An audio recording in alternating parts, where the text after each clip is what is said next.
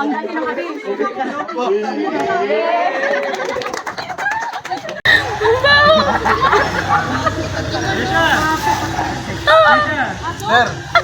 sir, si Jo Marie, sanay dyan, naging balsa mo to. Hi! Pagkatapos nga matanggal yung padlock doon sa bag ni Cristel at nang matapos kami doon sa taniman namin at saka yung mabahong yon kasi nga namatay yung manok ay ang baho talaga nun. Kaya naman pagkatapos namin nga sa school is dumiretso na kami dito kala Miles para tignan tong diesel engine na pinapagawa sa amin ng professor namin sa Agri 4. So eto ano lang, konting background lang is medyo sira na talaga siya. Hindi medyo, sira talaga siya. Kaya nahirapan din kami dito. Hindi ako nagra-rant ha. Sinasabi ko lang na medyo sira talaga siya. Ewan ko kung matawag kung medyo sira yun kasi nung binigay sa amin yun parang pang final project namin is parang sira talaga. Sira siya kasi hindi mo siya medyo maikot tapos yung pinaglalagay niya parang wasak din and then wala ng battery. Hindi tulad dun sa dalawa is medyo maayos pa yung sa dalawa yung 2-stroke tsaka 4-stroke engine.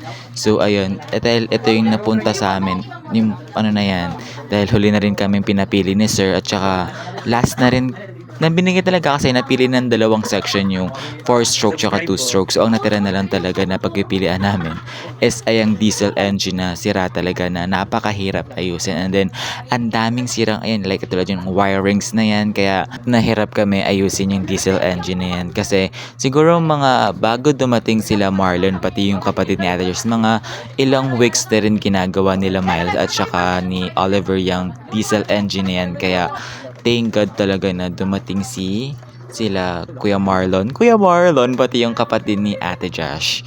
So ayun, for the coffee lang muna sila bibigyan ni Ate Josh yung dalawang yon si Marlon pati si kapatid niya. Nakalimutan ko yung pangalan, sorry. Tapos ayun, tapos eto pakinggan niyo na lang yung sinasabi nila dito. Sama nyo to, bibiling tinapay. Sama nyo to, bibiling tinapay to. So ayun na nga, napakaingay ng bibig ni Christina.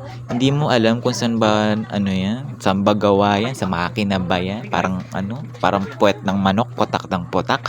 Pero ayun na nga, balik tayo dito sa ano, sa diesel engine na yan. So kung napapansin niyo yung lagayan ng battery namin is galing yun sa kotse-kotsehan ni Magaan kay Jomar. Yeah, siya raw kay Jomar. Laruan niya talaga yun siguro nung simula bata niya tapos binigay niya na lang dito para maayos na talaga yung diesel engine. Kumaga parang may sentimental value pa sa kanya yun. Pero I think bukal naman sa puso mo yun, Jomar. Diba nasama ka sa vlog? Shout out sa'yo dito, Jomar. Ayun siya. So, ayun na nga, kailangan namin talaga siyang maayos na ngayon. Pero ngayon napasa na namin siya, nabigay namin kay sir. Kailangan lang talaga namin na mapailaw to. Kaya ito nga, yung ulo ni Marlon, siya yung umilaw. Umilaw na. So, ayun na nga, kung ano pa yung umilaw dyan. Pasensya na Marlon, pati si Marlon lang naman yung umilaw yung buhok. So, ito na nga, kumuha kami ng kasoy dito sa likodan nila Miles. Grabe mag voice over. So ayun na nga yung kasoy, ang dumi pa ng kuko ko dyan. Tigas ng mukha din, oh. Tapos ayan, porto kuha lang si Miles dyan ng kasoy. Tapos di ko alam kung kakainin ba namin to or hindi. Pero ayan ngayon nakuha namin. Pero feeling ko talaga hindi namin to kinain eh. Joke, totoo yun. Hindi namin talaga siya kinain. Kumbaga, tinikman lang namin kung ano bang lasa nung kasoy na yan. Kasi sabi ko parang natikman ko na to dati kaso hindi ko trip yung lasa. Pero tinikman ko talaga ulit siya ngayon. Hindi ko talaga trip yung lasa niya. Okay pa yung boto na ito, masarap. Sarap?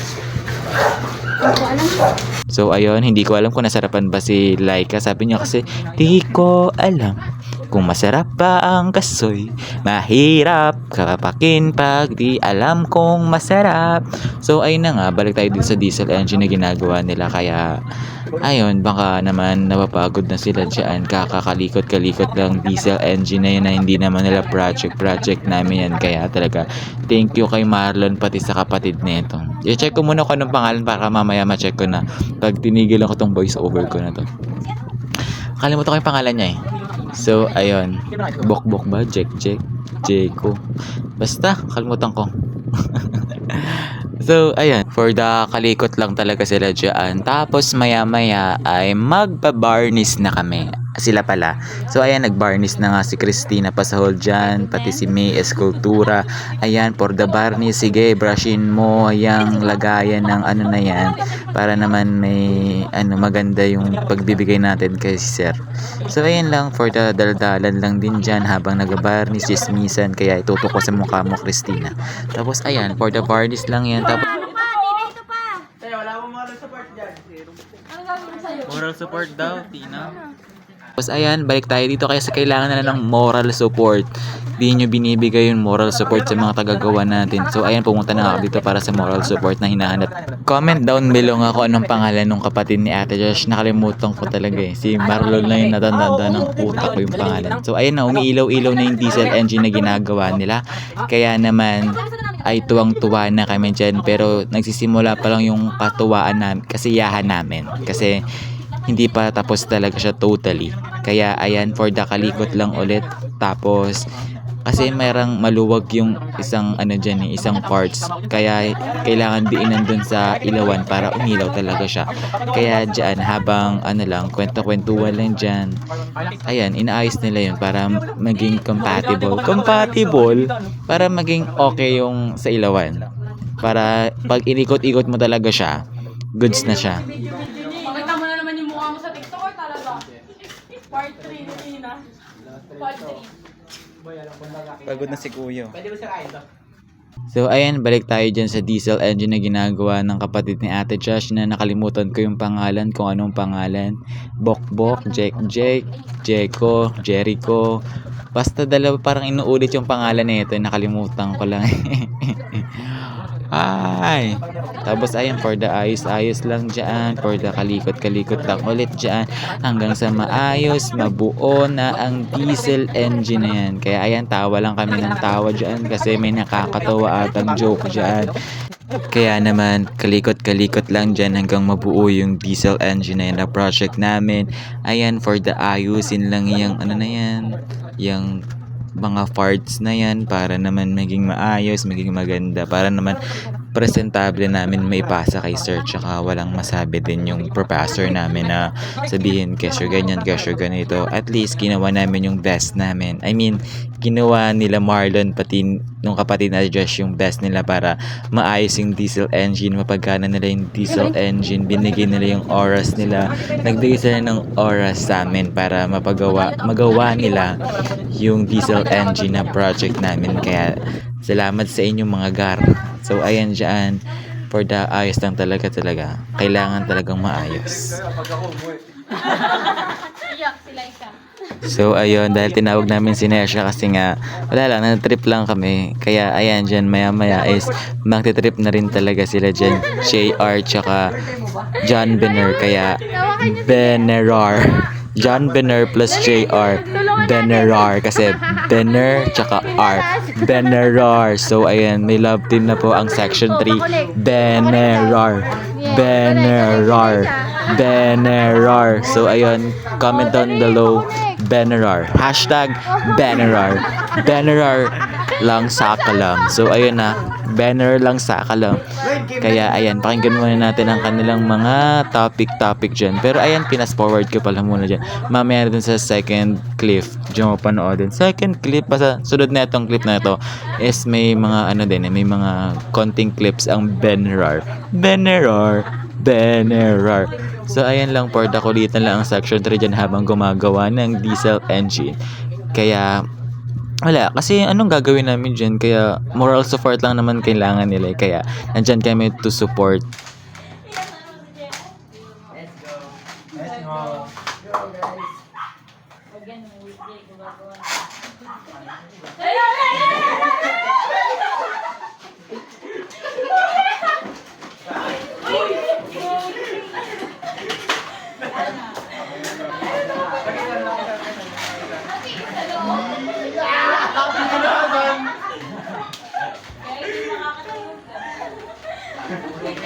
dapat ng pisngi. Dalaga.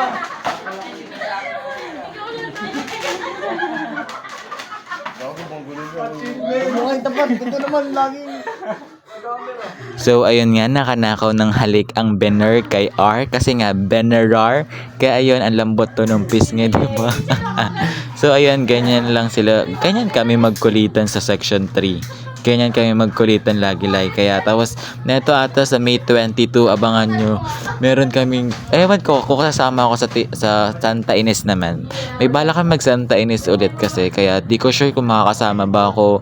Kaya, ayun, ang dami naming gala. Kaya, madaming na namang vlog na pending, mga ganun.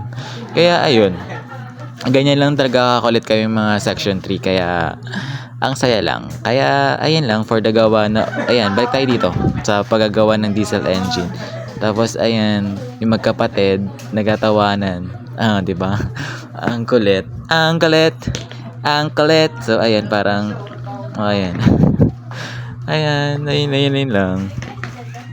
So, ayan lang. Ayan, parang dito, medyo malapit na kami umuwi dito kasi medyo hapon-hapon na rin yan, gabi-gabi na rin. Kaya, pinauwi na rin kami nila Ate Joshine. Pero ayan, hinihintay lang talaga namin matapos. Kasi konti na lang naman ng mga parts yung inaayos dyan para maging maayos talaga.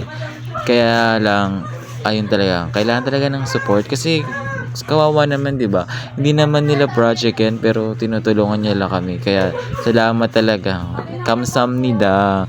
Kuya Marlon, pati sa kapatid ni Ate Joshine na nakalimutan kayo na I'm so sorry talaga. Tapos dito ayun na nga, umuwi na kami dyan. Umuwi na ako. Ayan. Tapos sabay-sabay natin panoorin kung paano kainin ni Ate May ang mansanas. Chok lang, hindi yan mansanas. Tibig ata. Kasi sabi ni Kamang yan, kinakain daw yan. So eto na, watch this.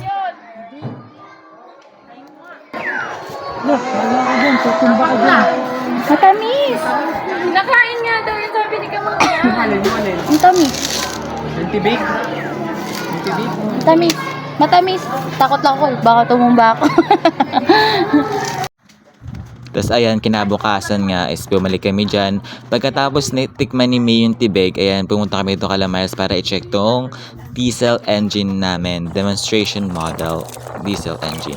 So ayan, okay na siya, goods na siya. Kaya shout out sa mga gumawa talaga kay Kuya Marlon, Architect Marlon. Tapos kay isa, nakapatid ni Ate Josh, nakalimutan ko yung name. Hanggang ngayon, hindi ko maalala talaga. Pasensya na, tao lang, memory gap. Inaayos na talaga yung diesel engine. So ayan, si Oliver kinakalikot-kalikot lang. So ayan, pinasa na namin kay Sen. Mukha naman siya natuwa. Kaya ayan, pinaikot-ikot niya din. So ayan, thank you sir. Tinanggap mo ang aming ginawang project. Feeling mo talaga. So ayan, pinaghirapan talaga namin yung gawin. Kaya thank you sa lahat ng tumulong. Shout out. Maraming thank you guys. Thank you. Bye-bye na din. Bye-bye na rin.